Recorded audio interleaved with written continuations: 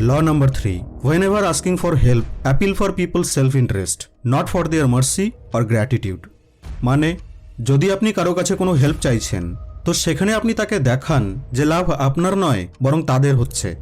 মনে করুন যে আপনার কাছে কোনো একটি আইডিয়া আছে, আপনি হয়তো কোনো বিজনেস স্টার্ট করতে চান, আপনি প্ল্যানিং করে নিয়েছেন, আপনার কাছে স্ট্র্যাটেজিও আছে, সব কিছু একদম পারফেক্টলি সেট করে নিয়েছেন, বাট সেটিকে লঞ্চ করার জন্য আপনার কাছে টাকা নেই।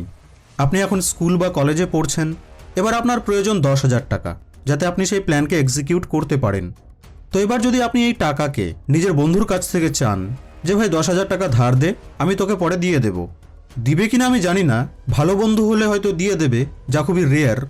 কিন্তু যদি আপনি তাকে গিয়ে বলেন যে ভাই যদি আজ তুই আমাকে 10,000 টাকা দিস তাহলে 1 বছর পর তোকে আমি 20,000 টাকা বানিয়ে দিয়ে দেব, এবার সে আপনার এই কথায় ইন্টারেস্ট দেখাবে। কারণ এবার আপনি নিজের জন্য হেল্প চাইছেন না, আপনি তার স্বার্থ পূরণ করছেন। এই দুনিয়া স্বার্থের দুনিয়া। দুনিয়া সব থেকে প্রথমে নিজের স্বার্থকে দেখে। শুধু নিজের পিতামাতাকে বাদ দিয়ে যারাই আপনার সাথে আছে তারা সকলেই কোনো না কোনো স্বার্থের জন্যই আছে। দেখুন, স্বার্থ মানে যে শুধু নেগেটিভ জিনিসই হয় তা নয়, কিছু ভালো স্বার্থও থাকে, কিন্তু স্বার্থ সকলের মধ্যেই থাকে, এটি বেসিক হিউম্যান নেচার।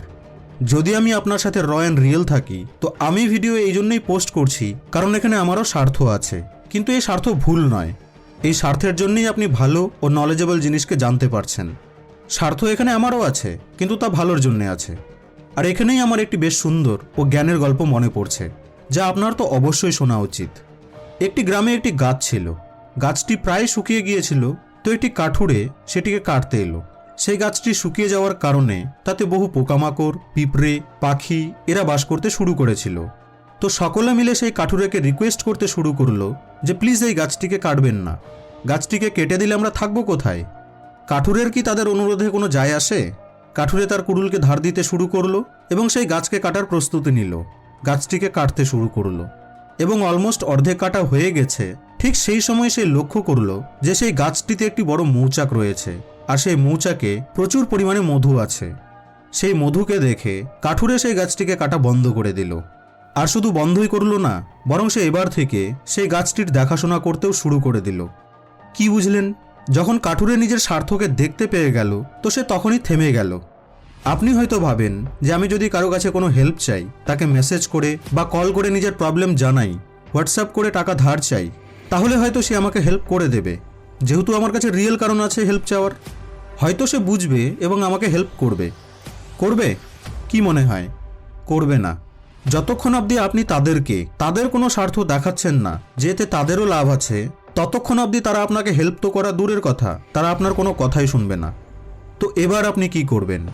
আপনি এমন একটি স্কিলকে বেছে নিন এবং সেই স্কিলটিতে এতটা মাস্টার হয়ে যান যে দুনিয়ায় যেন আপনার থেকে ভালো সেই কাজকে কেউ করতে না পারে।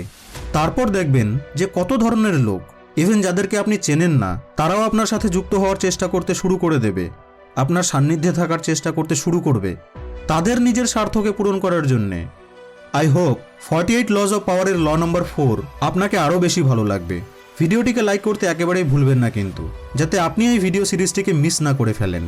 আপনাদের সঙ্গে আবার দেখা হবে নেক্সট ভিডিওতে।